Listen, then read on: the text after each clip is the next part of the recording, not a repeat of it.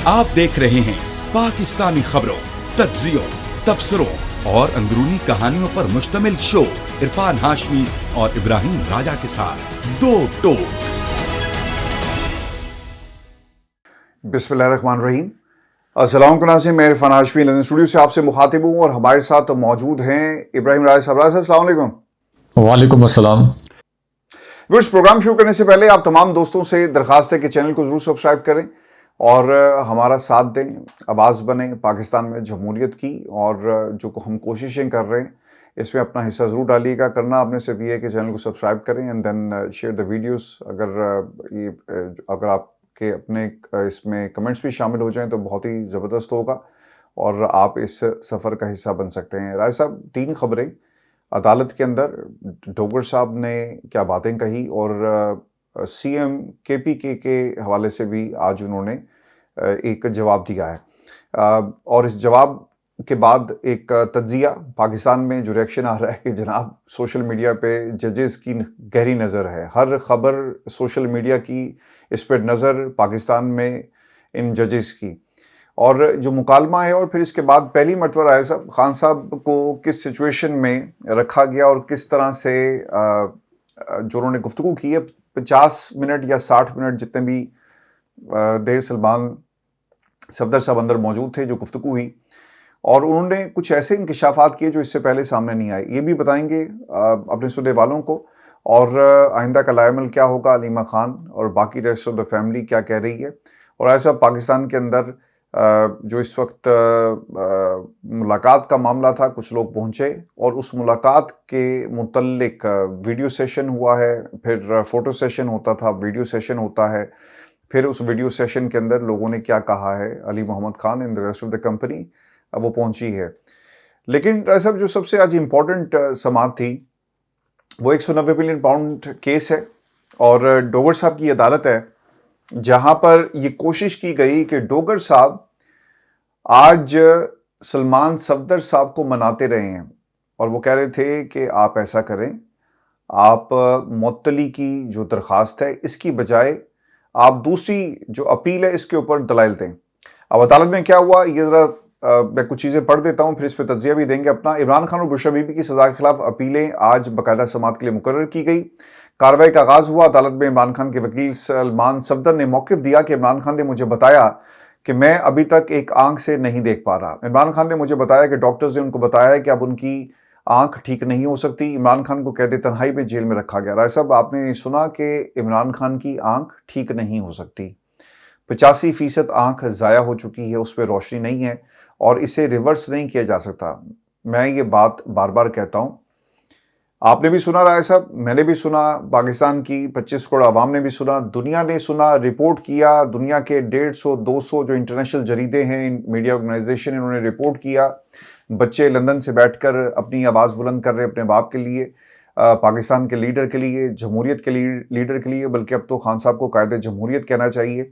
और जिस तरह से अब रेजिस्टेंस बनाकर खड़े हैं, मज़ामत की अलामत बने हुए हैं। राय साहब, इमरान खान रेड लाइन थे, रेड लाइन हैं भी या रेड लाइन थे? अब ये हम वतीरा जो तहरीक इंसाफ का इसको समझ लें। और दूसरी बात राय साहब, पाकिस्तान तहरीक इंसाफ के अंदर कायदीन मुझे नज़र नहीं आते। पहले कुछ नाम निहाद लोगों ने कब्जा किया हुआ था, लेकिन अब आहिस्ता आहिस्ता ये खुद ही कब्जा छोड़ते जा रहे हैं। इनके अपने स्टेटमेंट्स, इनके अपना तहरीक इंसाफ और खान साहब के हवाले से जो स्टेटमेंट्स हैं वो हमें बताता है। और फिर राय साहब, जो सबसे तकलीफ दे बात है कि जब खान साहब की हुकूमत ख़त्म की गई तो हमने लीडरलेस एहतजाज देखा। आज पीटीआई 300 के करीब खंबे, ऐसा लगता है कि लीडरलेस पाकिस्तान तहरीक इंसाफ, और असल लीडर इमरान खान जेल में बैठा है और पावर हाउस अडयाला इस वक्त बना हुआ है और वर्कर बहुत जल्दी इस पावर हाउस को ज्वाइन करेगा। आपको क्या लगता है राय साहब, लीडरलेस तहरीक इंसाफ सरवाइव करेगी और ज़रूरत है इन लोगों की? जो अली मोहम्मद जो वहाँ पर गए, जो उन्होंने बातें की है वो भी आगे शेयर करते हैं, लेकिन जो अदालत के अंदर 85% की कन्फर्मेशन आ गई है कि खान साहब की अब आंख जो है वो मुतासिर हो चुकी है। देखिए हाशमी साहब, इमरान खान साहब की रिहाई के लिए जो एक दावा किया गया था कि एक जहाज़ बिल्कुल तैयार है और इमरान खान साहब को रिहा कर दिया जाएगा, कुछ शराइत इमरान खान साहब की मान ली जाएंगी, कुछ शराइत इस्टेब्लिशमेंट की मानी जाएंगी, इमरान खान साहब बाहर चले जाएंगे, उसके बाद खान साहब किसी मुनासिब मौके पर वापस आएंगे, खान साहब के तमाम मुकदमात ख़त्म हो जाएंगे और खान साहब की वापसी हो जाएगी। तो ये पीटीआई के करीब समझे जाने वाले कुछ साफ़ी भी, या ऐसे साफ़ी जो कि बहुत आज़ाद साफ़ी समझे जाते हैं, उन्होंने भी इस किस्म की खबरें दी आज से 2 महीने पहले और 7-8 दिन 10 दिन की डेडलाइन दे के। लेकिन हमने उस वक्त भी ये कहा था कि हमारे सोर्सेज इन तमाम खबरों की तरदीद कर रहे हैं, और वो 2 महीने गुजर गए, ना वो जहाज़ नज़र आया, ना इमरान खान साहब की रिहाई हुई, ना इमरान खान साहब के मुकदमात ख़त्म हुए, ना उनको 1000 दिन के बाद भी इंसाफ मिल सका। इसको मैं कनेक्ट कर रहा हूँ आप के जो सवालात हैं उनसे, कि आपने बताया कि सलमान सफदर ने जो रिपोर्ट जमा कराई, और सलमान सफदर ने ख़ुद अब बताया कि इमरान खान साहब की जो बिनाई है ये 85% तक मुतासिर हो चुकी है, और ज़ाहिर है कि इससे पहले ये खबर मुसद्दका आ चुकी है कि इमरान खान साहब की बिनाई में जो थोड़ी सी बेहतरी हुई थी वो बेहतरी भी ख़त्म हो गई है। और अब इमरान खान साहब के मुतालिक ये भी बताया गया कि उन्होंने कहा कि सलमान सफदर तुम मेरे सामने बैठे हो या खड़े हो, लेकिन मुझे नज़र नहीं आ रहे। तो एक सिचुएशन में आप ये कह रहे थे, यानी ये जो साफ़ी, बहुत ज़्यादा साफ़ी ट्वीट्स भी कर रहे थे कि इमरान खान साहब रिहा हो गए हैं ऑलमोस्ट, और अब वो बाहर जाने वाले हैं। और दूसरी सिचुएशन ये है कि इमरान खान साहब को उनके इलाज के लिए उनकी आंखों की जो बिनाई मुतासर हुई है उसका ट्रीटमेंट भी उनको नहीं दिया जा रहा। वो जो ट्रीटमेंट डिज़र्व करते हैं उस ट्रीटमेंट का हकदार भी उनको नहीं ठहराया जा रहा, और शिफा इंटरनेशनल हॉस्पिटल में उनको मुंतकिल नहीं किया जा रहा। तो ये जो तजादात हैं इनसे पता चलता है कि इमरान खान साहब की रिहाई के लिए जो खबरें लॉन्च करवाई जाती हैं इस्टेब्लिशमेंट की जानिब से या फॉर्म 47 की हुकूमत की जानिब से, उसके 2 मकासद होते हैं। एक मकसद ये होता है कि पीटीआई के वर्कर्स जो कि ज़रा जोश और जज्बे में आ जाते हैं, इमरान खान साहब की रिहाई के लिए तहरीक चलाने का मुतालबा करते हैं। एक तो उनको थोड़ा सा ठंडा करना, दूसरा उन पीटीआई के लीडरशिप को जिनके मुतालिक आपने जिक्र किया उनको फेस सेविंग देना, जो तहरीक चलाना नहीं चाहते, जो मज़ामत करना नहीं चाहते, और फिर वो इस बात के पीछे छुप जाते हैं कि देखें मुज़ाकरात से इमरान खान साहब की जब रिहाई हो रही है, इमरान खान साहब के मुकदमात ख़त्म हो रहे हैं, तो फिर हम मज़ामत करके तहरीक चला के इस पूरे अमल को क्यों ख़राब करें।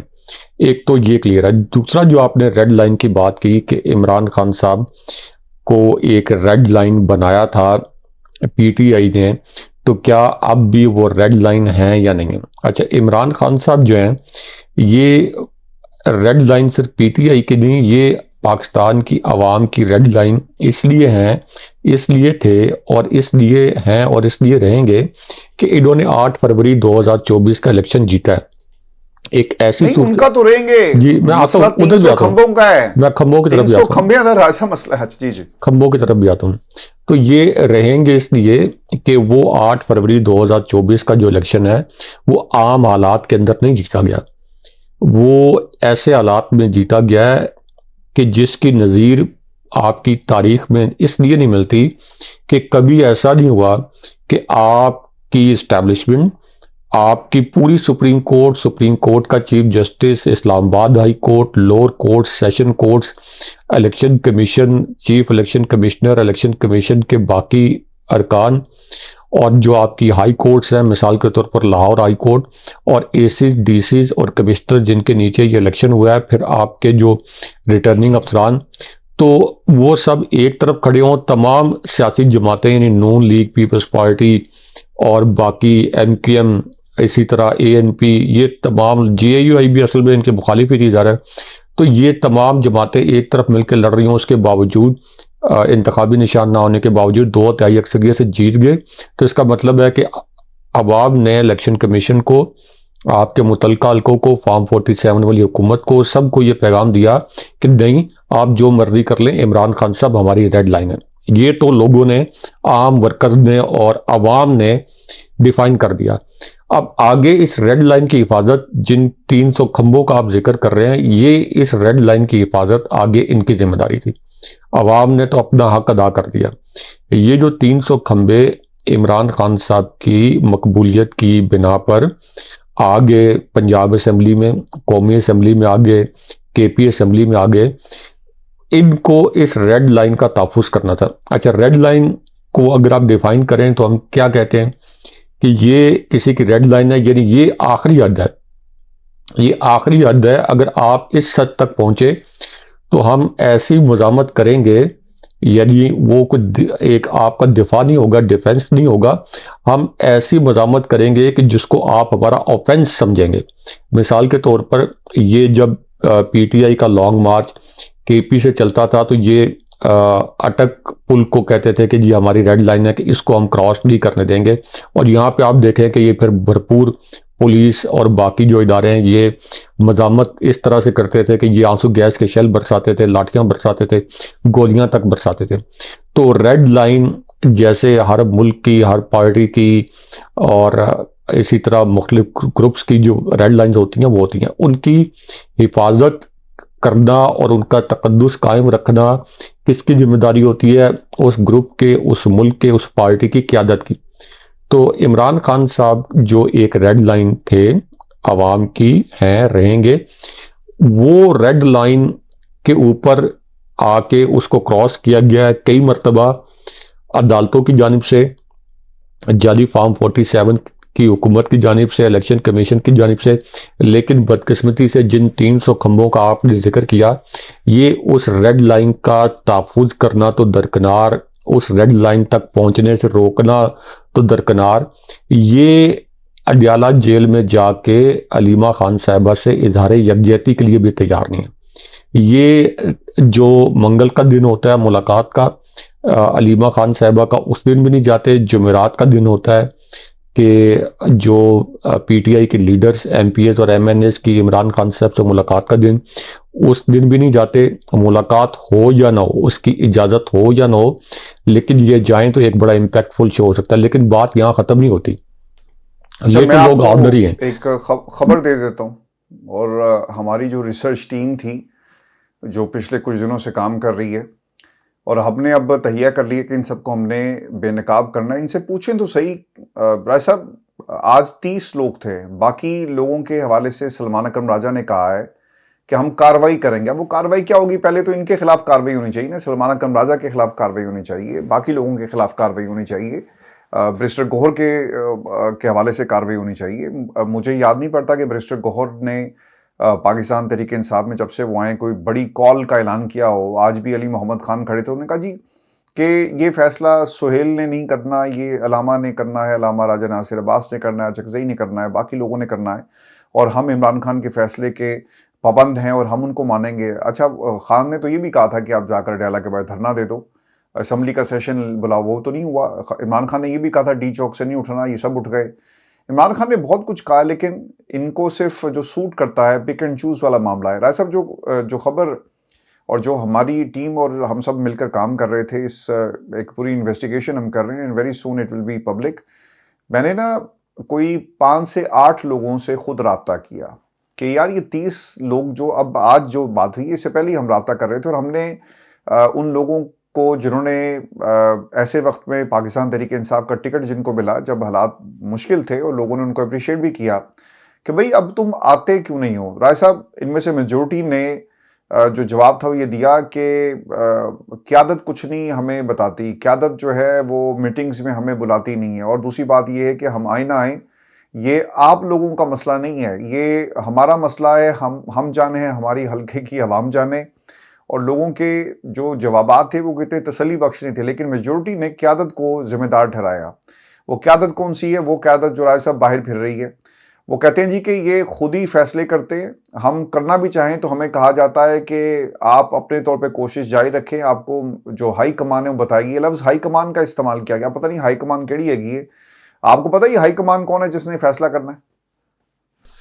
देखें, हाई कमान से मुराद तो असलन ये होनी चाहिए कि सुहेल आफरीदी, असल में तो पीटीआई की हाई कमान वो है इस वक्त इमरान खान साहब के बाद, क्योंकि एक तो वो चीफ मिनिस्टर हैं। अब पूरे पाकिस्तान के अंदर वाहिद सूबा है जहां इस वक्त तहरीक इंसाफ की हुकूमत है। इमरान खान साहब ने बराह रास्त उनको वज़ीर आला बनाया है, उनके अहकामात पर वज़ीर आला बने और इमरान खान साहब ने तहरीक चलाने की जिम्मेदारी उन्हें सौंपी और उनको वज़ीर आला बनाया भी इसलिए गया, उनमें कोई सुरखाब के पर नहीं लगे हुए थे ऐसे कि जो अली अमीन गंडापुर में नहीं मौजूद थे और इनमें मौजूद हैं। तो वो उसका मकसद सिर्फ ये था कि ये तहरीक चलाएं, वो तहरीक जो कि अली अमीन गंडापुर नहीं चला रहे थे। हाई कमान असल में ग्राउंड रियलिटी ये है कि वो सोहेल आफरीदी हैं, लेकिन अब इन्होंने सोहेल आफरीदी को ऑन बोर्ड लेके, सोहेल आफरीदी भी इसके ऊपर ऑन बोर्ड है, ये कह के कि हाई कमान जो है बैरिस्टर गौर हैं, हाई कमान सलमान अकरम राजा हैं, हाई कमान महमूद खान चकजई हैं, जो कि अलीमा खान साहिबा से और इमरान खान साहब की बहनों से मुलाकात तक के लिए तैयार नहीं है। सलमान अकरम राजा जो उनके खिलाफ स्टेटमेंट्स देते हैं, और अल्लामा राजा नासिर अब्बास साहब, तो इन्होंने हाई कमान इनको बनाया है। तो महमूद खान चकजई और अल्लामा राजा नासिर अब्बास तो पीटीआई के हाई कमान नहीं हो सकते, ना सलमान अकरम राजा हो सकते हैं क्योंकि वो कोई नजरियाती ना कारकुन है ना नजरियाती लीडर हैं। तो एक्चुअली हाई कमान जो है, और खुद सोहेल आफरीदी को भी पता है, वो को रोटी को चोची तो नहीं कहते, उनको भी पता है कि हाई कमान वही है, सारे फैसले असल में उनके हाथ में हैं। अगर वो विल पावर अपनी दिखाएं, वो लॉन्ग मार्च करना चाहें, एक बहुत कामयाब लॉन्ग मार्च, डिसाइसिव लॉन्ग मार्च, डिसाइसिव तहरीक वो चला सकते हैं। लेकिन उनके लिए भी एक आसान काम अब ये है कि वो तहरीक तहफ़्फ़ुज़ आइन पाकिस्तान के फैसलों के पीछे छुप जाएं और ये कहें कि मुझे डायरेक्ट ऑर्डर नहीं मिला, इसलिए जो ये कहेंगे मैं वही करूँगा। तो अब तो वो लोग भी, यानी वो शायद हम जैसे, आप जैसे 1-2% खुशगमान लोग जो आखिरी वक्त तक तवक्कुआत बांधे हुए थे कि एक जमहूरी सिस्टम के अंदर एक जमहूरी जद्दोजहद होगी और सोहेल आफरीदी पीटीआई की जानिब से उसको लीड करेंगे, अब तो शायद वो 0.1%, 0.2%, 0.3% भी लोग नहीं रहे और वो खुशगमानियाँ भी ख़त्म हो गई हैं। तो high command actually Sohail Afridi हैं, लेकिन अगर आप ये कहें कि हाई कमान बैरिस्टर गौर ने फैसला देना है, सलमान अकरम राजा ने फैसला देना है, तो फिर इमरान खान साहब की रिहाई मुमकिन नहीं है। मैं एक स्टेटमेंट पढ़ रहा हूँ। स्टेटमेंट आई है पाकिस्तान मुस्लिम यूनियन की तरफ से कि नवाज शरीफ और शहबाज शरीफ की अवामी खिदमत इस मुल्क की पहचान है। अगर इनकी खिदमत की निशानियाँ मिटा दी जाएँ तो पीछे खंडरात बचेंगे। खैर, आई डोंट नो कि क्या बचेगा क्या नहीं बचेगा, लेकिन ऐसा जो डेवलपमेंट्स हुई हैं आज मज़ीद इस हवाले से वो भी अपने सुनने वालों के साथ हम शेयर करते हैं। और इस वक्त जो तहरीक इंसाफ कहाँ पे स्टैंड कर रही है और आने वाले दिन जो हैं वो तहरीक इंसाफ इसको किस तरह से अपनी जीत में कन्वर्ट कर सकती है और क्या हो सकता है और क्या नहीं हो सकता। राय साहब, जो मेजर डेवलपमेंट हुई थी इसी केस के अंदर, एक तो कुछ पॉइंट्स हमारे रह गए थे वो भी शेयर कर देते हैं। कार्रवाई का जब आगाज़ हुआ और फिर खान साहब के हवाले से सलमान सफदर साहब ने और क्या बातें कही हैं। अलकादी ट्रस्ट केस में 17 समातें इस मामले में हो चुकी। ब्रिटिश पार्लियामेंट में भी इस केस को डिस्कस किया गया। कीमतों के बुनियादी हकूक़ को आलमी सतह पर डिस्कस किया जा रहा है। इमरान खान और बुशरा बीबी की आंखों का मसला हुआ। अब तो ये हर एक का सवाल है कि जेल में ऐसा क्या वायरस है कि दोनों मियाँ बीवी की आंखें ख़राब हैं। कैद तन्हाई में लंबे अरसे तक रखना टॉर्चर है। अब ये मामला आईजी जेल खाना जात की तलबी, जेल सुपरिटेंडेंट और शिफा के डॉक्टर्स की तलबी का हो गया। आज 15-16 माह हो गए बुशरा बीबी की जमानत की सदा करते हुए। आप अपील पर दलाइल क्यों नहीं देते? अपील हम सुनने के लिए तैयार हैं और जल्द इस पर फैसला भी कर देंगे। आप जमानत पहले क्यों नहीं सुन लेते, जो बुनियादी हक भी है?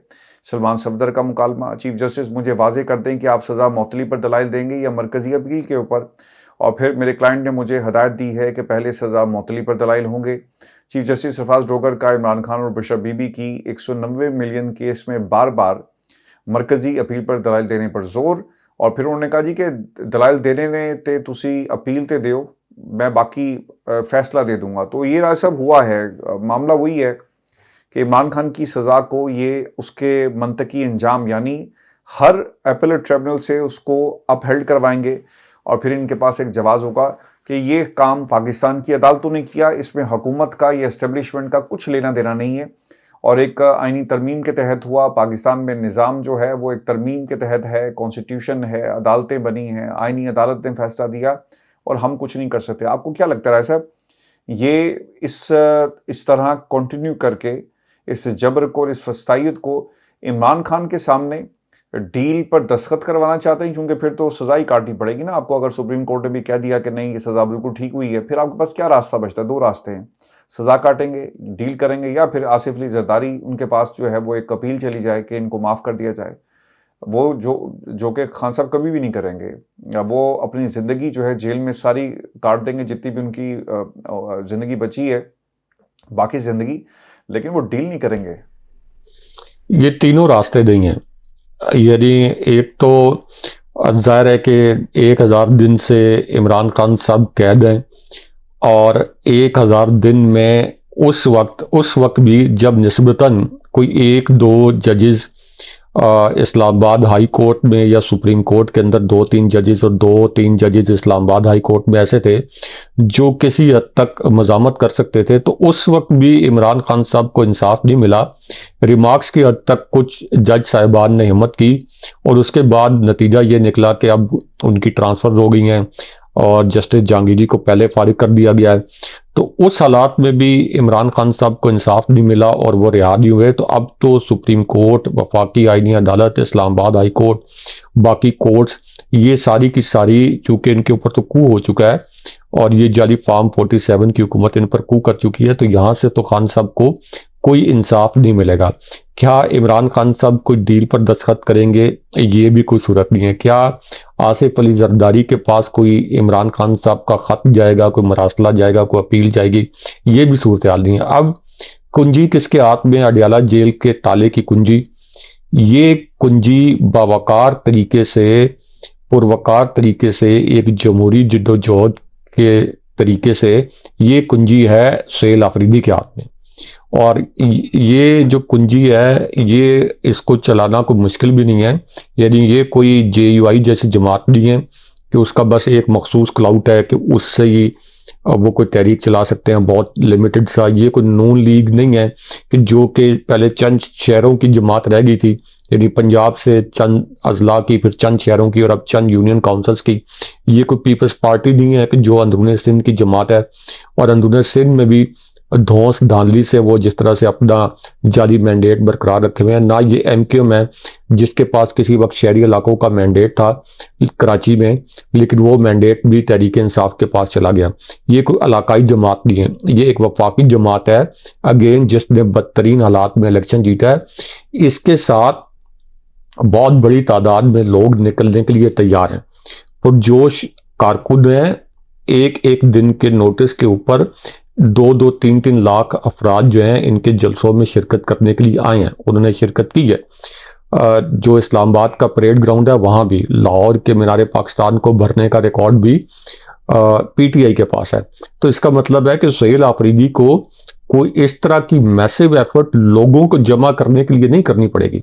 उनके सामने जो एक्चुअल मज़ामत है वो ये है कि आपको ये फार्म 47 की हुकूमत या जो दीगर आपके हल्के हैं उनकी जानिब से मज़ामत आएगी, तो उनकी मज़ामत जो आएगी उसके लिए आपके पास स्ट्रीट पावर है, और स्ट्रीट पावर के आगे तो कोई मज़ामत नहीं रुकती, कोई मज़ामत रुक नहीं सकती। और आप चीफ मिनिस्टर KP हैं, आपको जिम्मेदारी दी गई है बराह रास्त खान साहब की जानिब से कि आपने खान साहब की रिहाई के लिए, बुशरा बीबी साहिबा और दीगर जो PTI के असीरान हैं उनकी रिहाई के लिए आपने तहरीक चलानी है।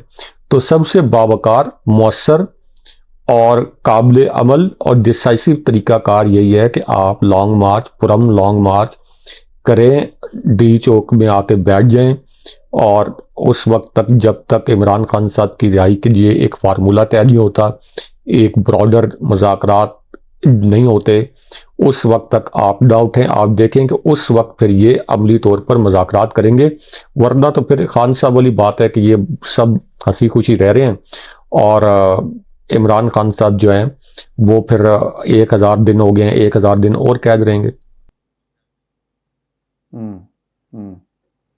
बिल्कुल आप ठीक कह रहे हैं। फिर ये हमारी आज की निशिस्त थी। अपने कमेंट्स जरूर भेजें, चैनल को सब्सक्राइब करना मत भूलें। मुझे और इब्राहिम राजा साहब को इजाजत दीजिए। अल्लाह ने के बाद। अल्लाह ने के बाद।